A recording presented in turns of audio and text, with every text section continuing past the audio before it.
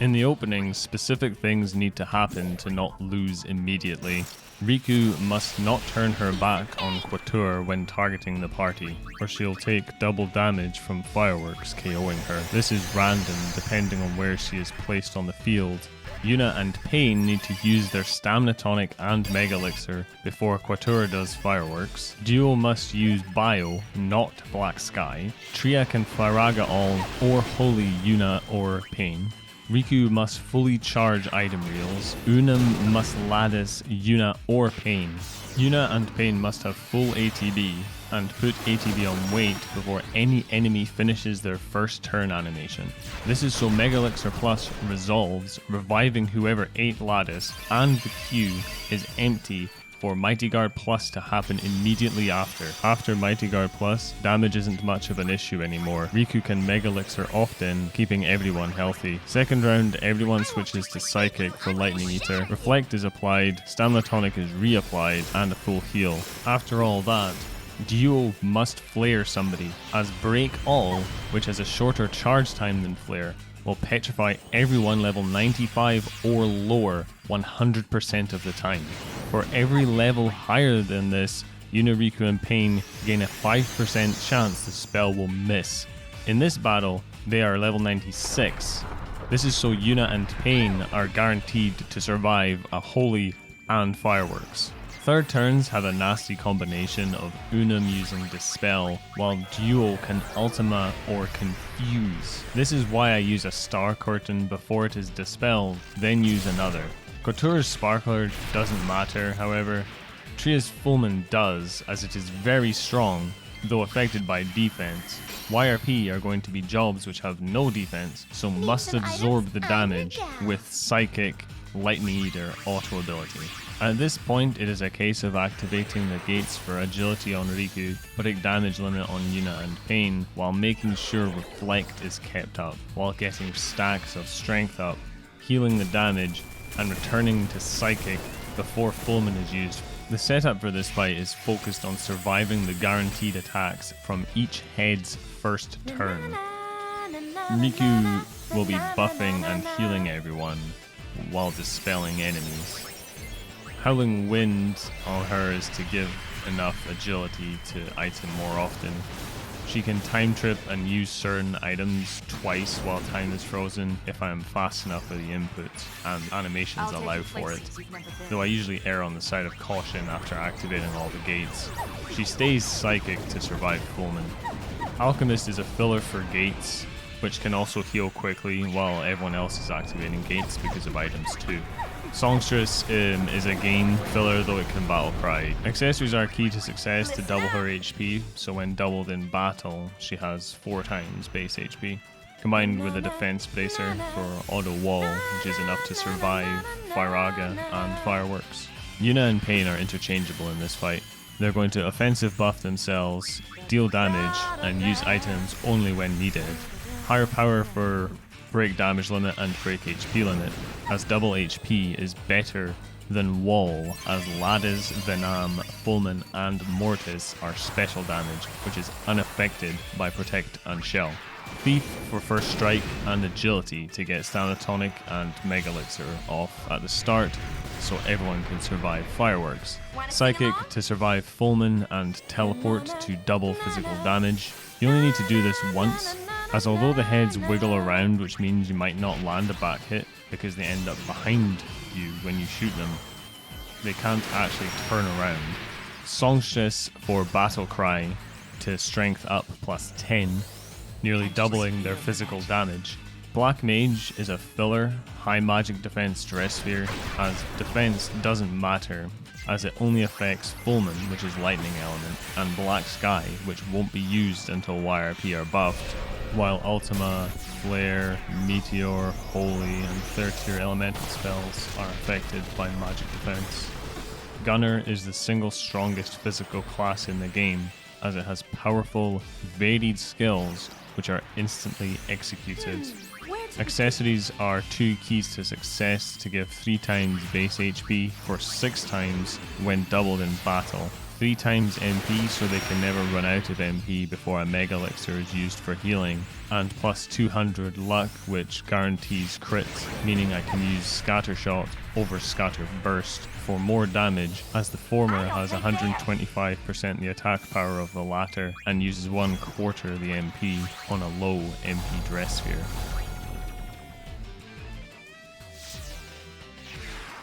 MDef is important in this fight, as on the same turn cycle Unum uses Lattice, it is possible for Quatuor and Duo to use Ultima, which totals around 9,000 damage on a shelled Songstress. A Black Mage's MDef is enough to reduce Ultima's damage to about half of what a Songstress will take.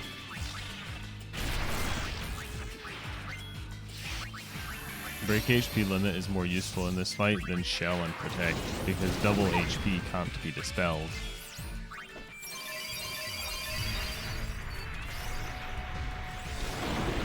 Poison, which is guaranteed from Venom command, which will always hit without Iron Dukes, is an issue because poison ticks, like anything which negatively or positively affects a unit's HP, briefly interrupts ATB, and it doesn't instantly start filling again. This is a mechanic you can abuse to stunlock many enemies in Final Fantasy X-2. Also, being under a status, including critical HP, forces an extra animation before the turn animation starts, which makes it tighter timing to use 2 items per time trip. It also adds up to fewer turns with Yuna and Paine over the course of the fight, even with haste.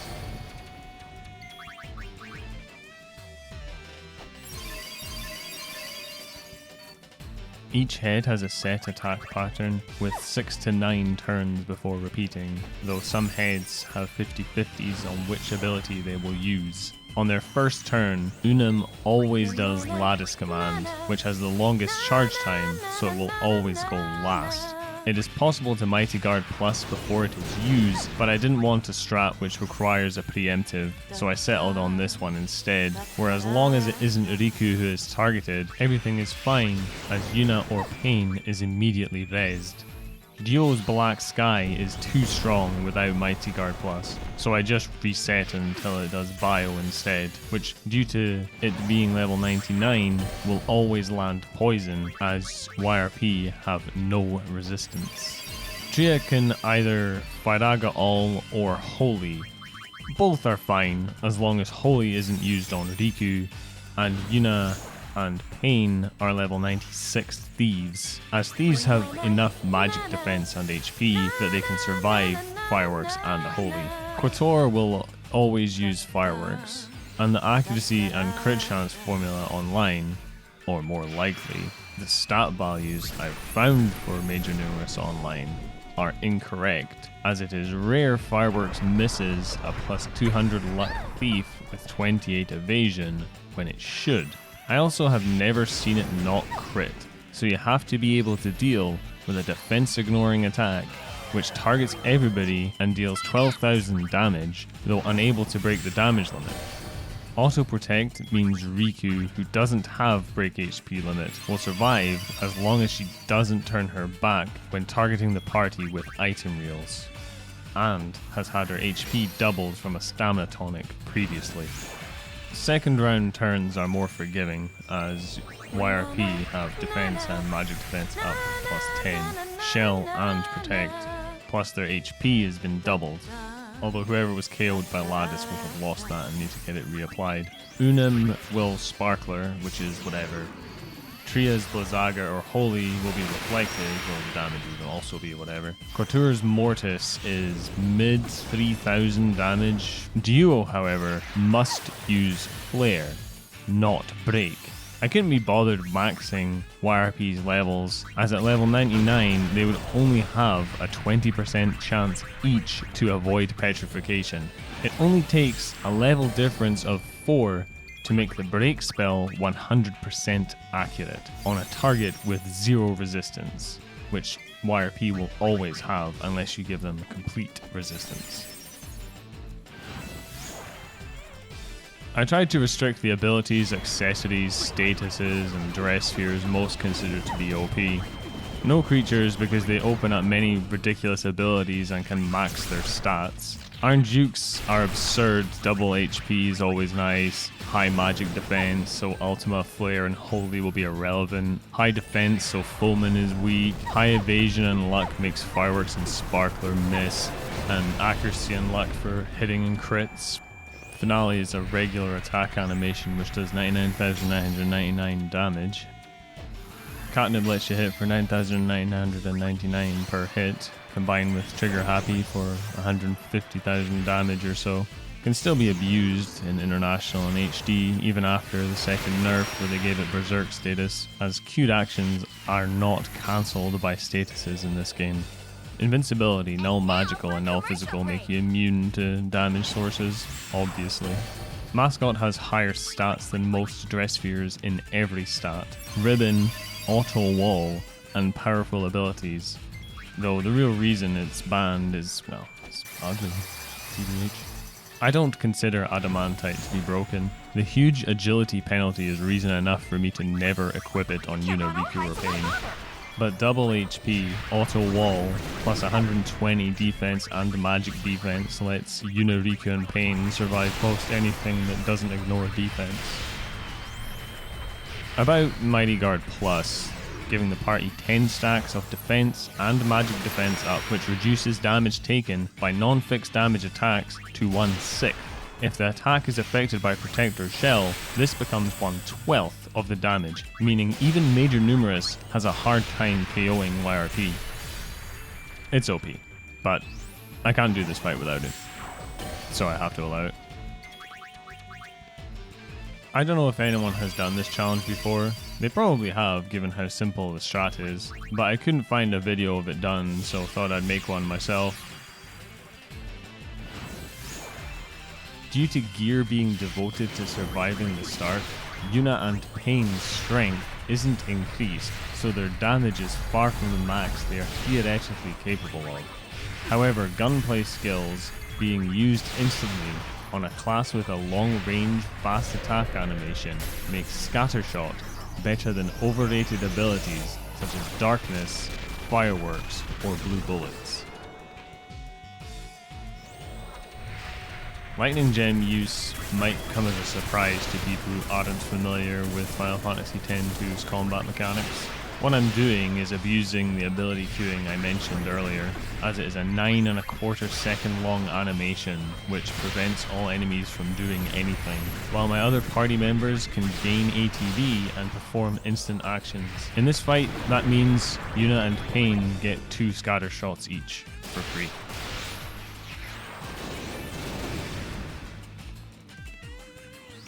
If you want, you can do this fight without anyone getting KO'd. Just get a preemptive and use Mighty Guard Plus into Mega Elixir Plus. It can resolve before Lattice, meaning with Fireworks, Faraga and Bio, YRP can stay standing, though I'd recommend using Alchemist instead of Thieves, as you don't need First Strike, and so you can get Thanatonic, Mega Elixir and Star Curtain off before break. I know this works because I did it on International. Something I didn't check was whether this fight is even faster with Strength plus 10, as it takes many rounds to get.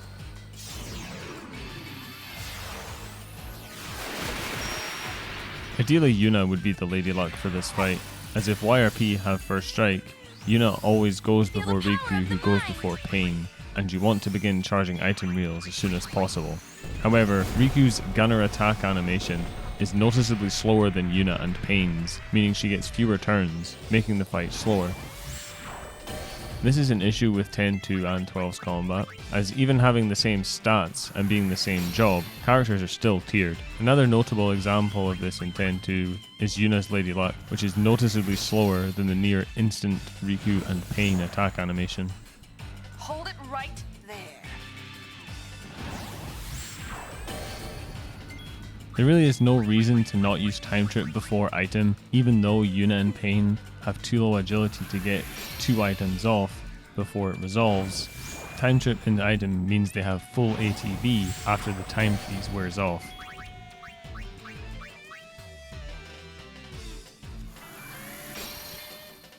Major Numerus is difficult for YRP, being they only have a garment grid on equip effect, They're equipped dressphere and 2 accessory slots to survive the first round, plus an item each or a couple of sphere changes before each head's first abilities are used.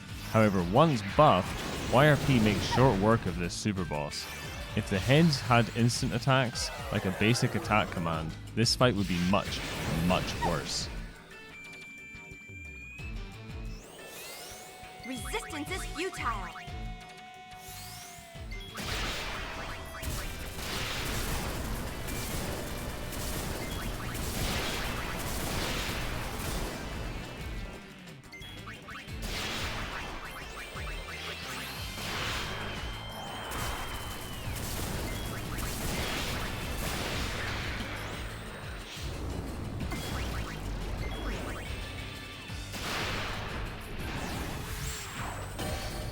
When there is only one head left, I opt for cheap shot, as the heads have different defense, and I don't know which ones have a low enough defense that pot shot is stronger than cheap shot. What I do know is that the resources online which say the heads have over 200 defense are wrong. By my calculations from the damage Yuna and Paine are dealing, they have less than 60.